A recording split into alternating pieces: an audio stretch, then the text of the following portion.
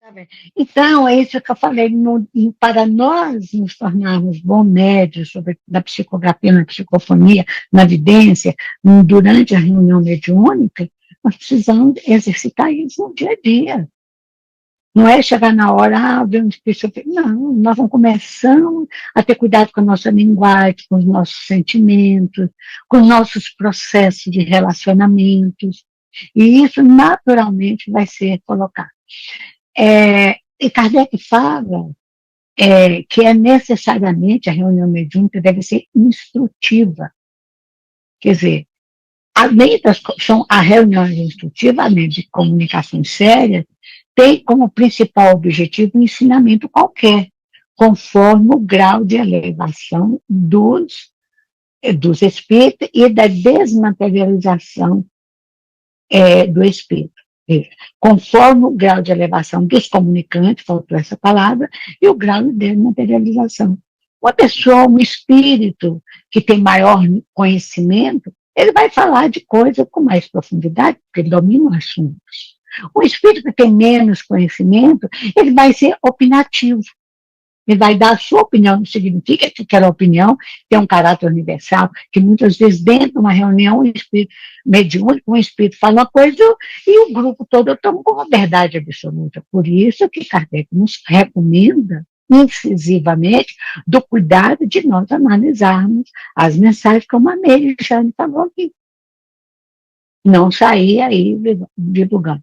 Então, uma coisa é nós darmos uma opinião particular, seja como encarnado, seja como desencarnado, médio ou não, a respeito de um tema, de um assunto. Outra coisa é nós tornarmos uma verdade que deva ser absorvida, deve ser guiar aos demais seres da criação, os homens. O próximo, por favor, Laerte.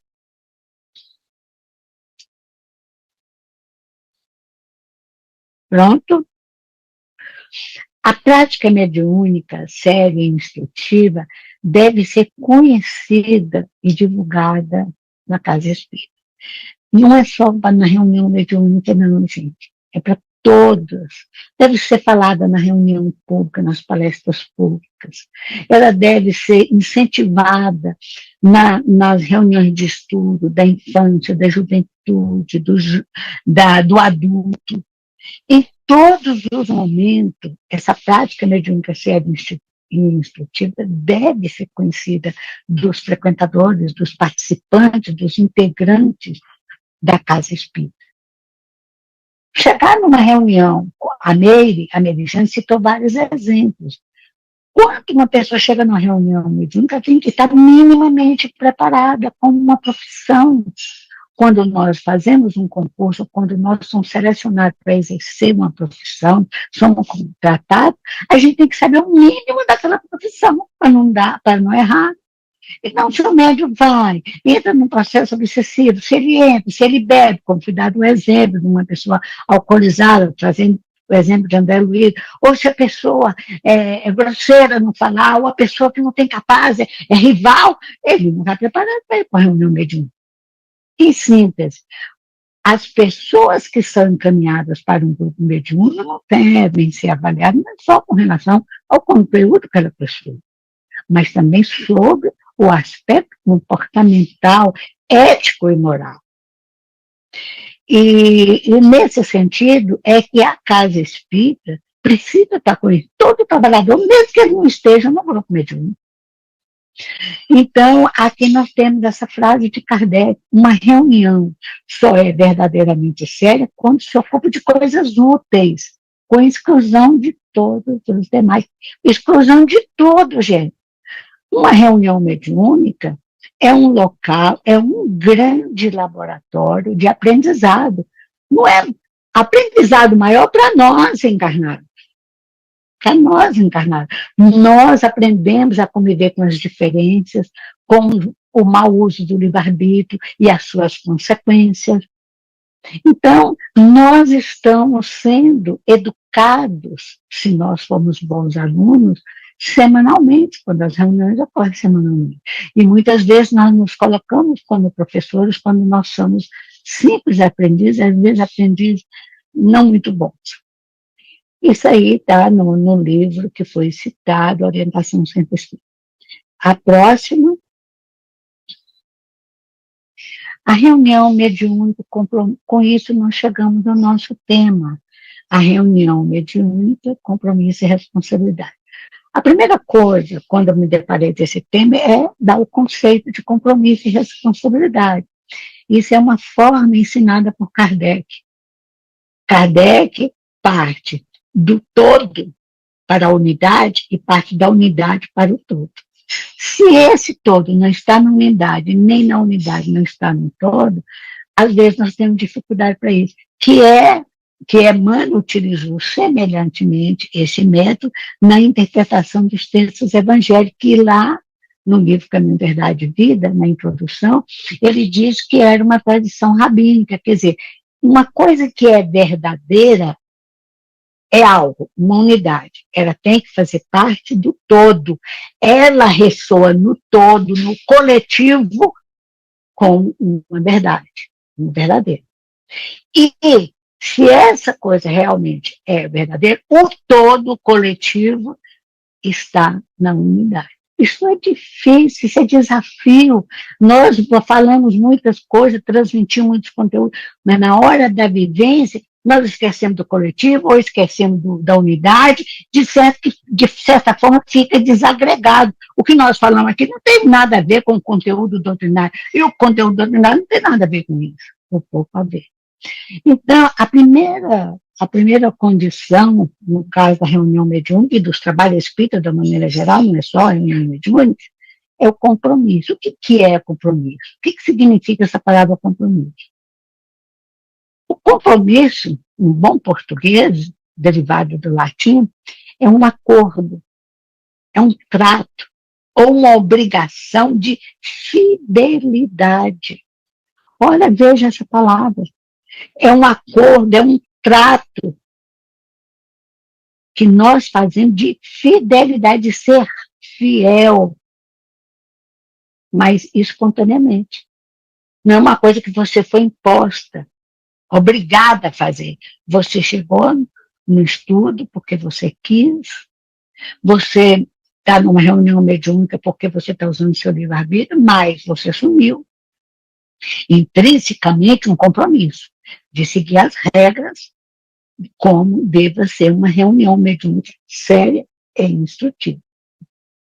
Se nós depois falamos como isso, a responsabilidade é de quem está dirigindo. Quem está dirigindo uma reunião que está na coordenação, tem que chamar a atenção em particular. A regra não é essa, o compromisso não é esse. Então, o compromisso é o de fidelidade, no nosso caso, da reunião mediúnica, de fidelidade aos postulados espíritas. Os postulados espíritas. Então, porque foi um acordo espontâneo. Ninguém nos obrigou a fazer. E que representa um dever ou compromisso moral.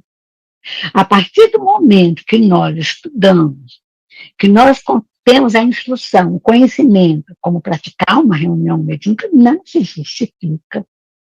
Quando lá estivermos, abrimos mão daquele compromisso e começarmos a fazer a coisa como nós achamos que devemos, ou porque eu li tal livro, porque fulano de tal falou assim. Não, o nosso compromisso é com a doutrina espírita, com os postulados espíritas, não com os interpretadores que muitas vezes fazem interpretação totalmente contrária ao que se encontra nos postulados espíritas. Então, o compromisso numa reunião mediúnica ou com qualquer tarefa na casa espírita é, acima de tudo, um compromisso moral. É esse peso, não é só porque a gente sabe o que vai fazer, como é que é o processo de comunicação, que tipo de transmissão, se é telepática, se não é, se é intuitiva, se não é intuitiva, se é isso, se é aquilo, se tem isso, se tem. Isso é importante. Isso é fundamental. Se tem equipamento, se não tem equipamento, se os espíritos que estão em outros locais estão vindo aquilo ali, isso tudo é fundamental. Isso é a instrução, é a informação esclarecida. Mas nós temos um compromisso moral de fazer com que esse trabalho cumpra os seus deveres perante Deus, perante a espiritualidade superior que nos transmitiu. Então, aí é que nós começamos no dia a dia, dentro de uma reunião mediúnica, por mais simples que ela seja, a respeito a determinados princípios doutrinários que nós temos um compromisso de fidelidade de não ir contra ele, de desrespeitá-los, um compromisso de moralidade, de seguir a moral ensinada pelos Espíritos, que é a moral do Evangelho, e comportamental. Então, você veja, nós somos aprendizes que muitas vezes nós entramos num simbolismo que eu vou falar agora, muitas vezes nós chegamos numa reunião mediúnica rastejando em termos de evolução espiritual. E a responsabilidade implica em assumir as consequências das escolhas. Quer dizer, se nós, no momento ali, nós ficamos com ciúme, com inveja do médico, a responsabilidade é nossa.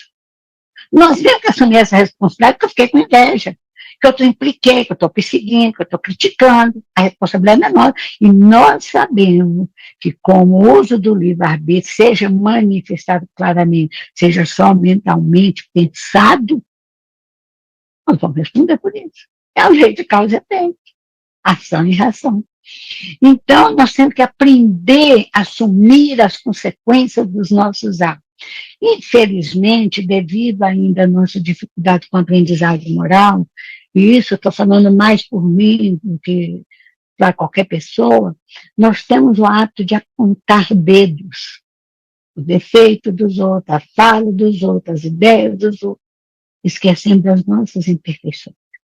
Então, a reunião mediúnica existe compromisso e responsabilidade. É um compromisso, um acordo de fidelidade e responsabilidade, né, individual e coletiva do grupo e da casa espírita para seguir os postulados espíritas no aspecto da instrução e da moralidade. Moralidade que se firma nas bases do Evangelho de Jesus. Isso aqui que nós estamos falando são reflexões. Pelo menos da minha parte, ainda tem uma longa jornada evolutiva também. Próximo, por favor, Naeber. Então, nós temos que começar, se ainda não iniciamos esse processo, a ver o que é da minha responsabilidade e o que não é. No contexto familiar, no contexto, no centro espírita, de um grupo mediúnico, no contexto social, qualquer contexto. Dentro, assistindo um filme, dentro, sabe, em uma festa, em qualquer contexto. O que é a minha responsabilidade e o que não é o que não é a minha responsabilidade.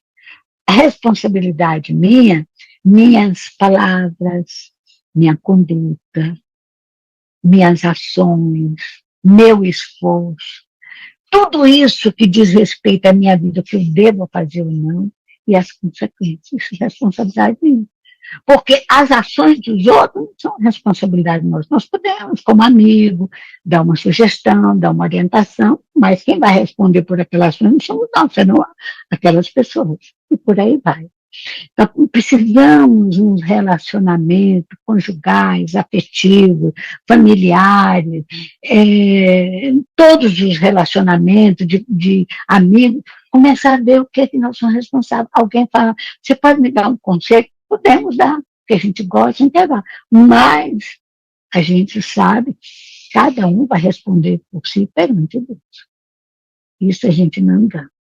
O próximo. Então, assim é na reunião mediúnica, né? Próximo lá, né? Caiu de novo? Será? É o próximo slide.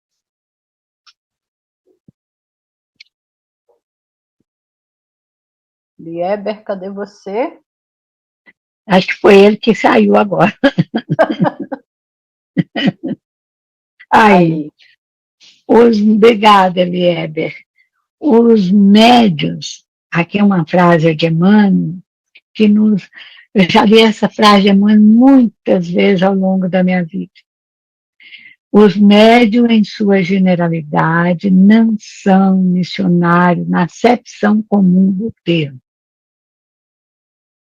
São almas que fracassaram desastrosamente, que contrariaram sobremaneira o curso das leis divinas e que resgatam sob o peso de severos compromissos e ilimitada responsabilidade do passado obscuro da leitura.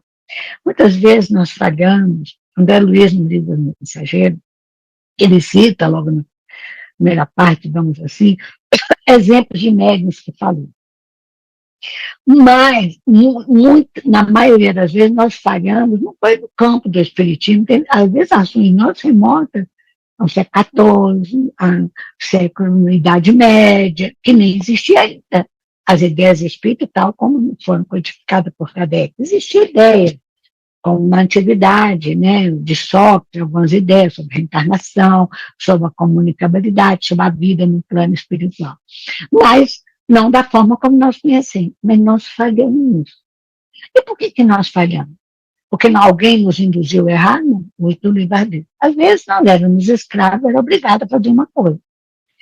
E ao ser obrigado a fazer uma coisa, aí Deus, na balança divina, os espíritos sempre falam nisso, inclusive o livro dos espíritos, que na balança divina Deus pondera tudo.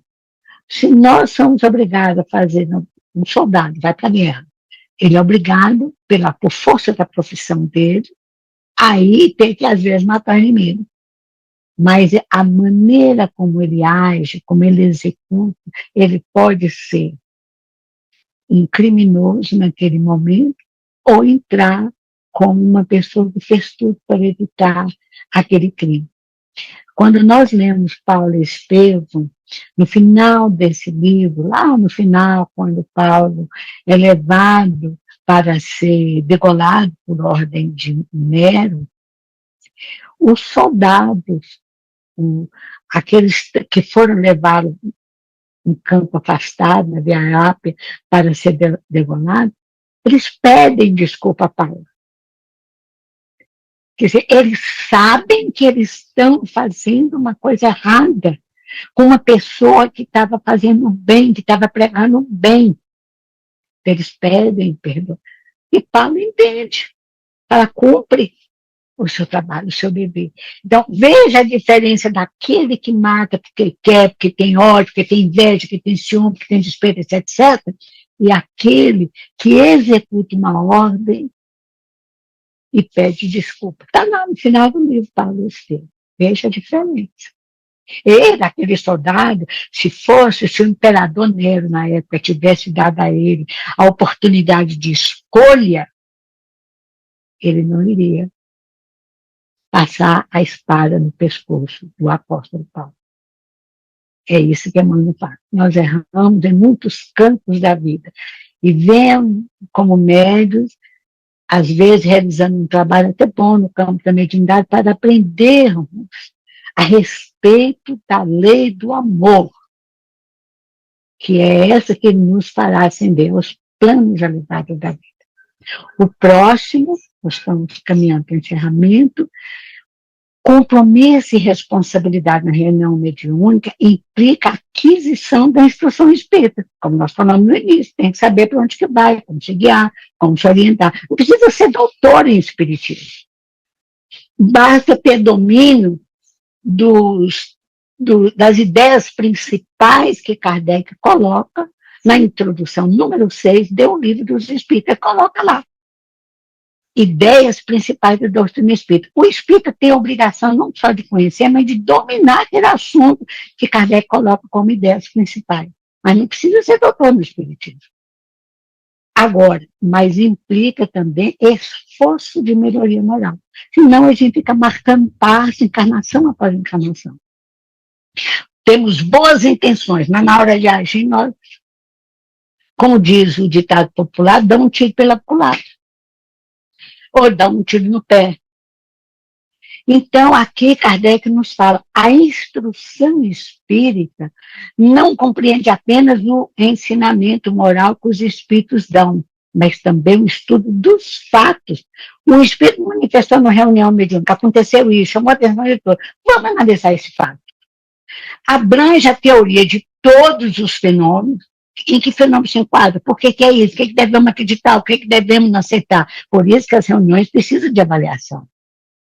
a pesquisa das causas que geraram aquele fenômeno e, como consequência, a comprovação do que é e do que não é possível. Às vezes é forjado. Quantos fenômenos mediúnicos, espíritos, foram e são forjados? Quantas palavras são colocadas atualmente na boca de Bezerra de Menezes, e na boca do Francisco Cândido Xavier e de tantos outros espíritos, e nós ficamos reproduzindo aí pelas redes sociais.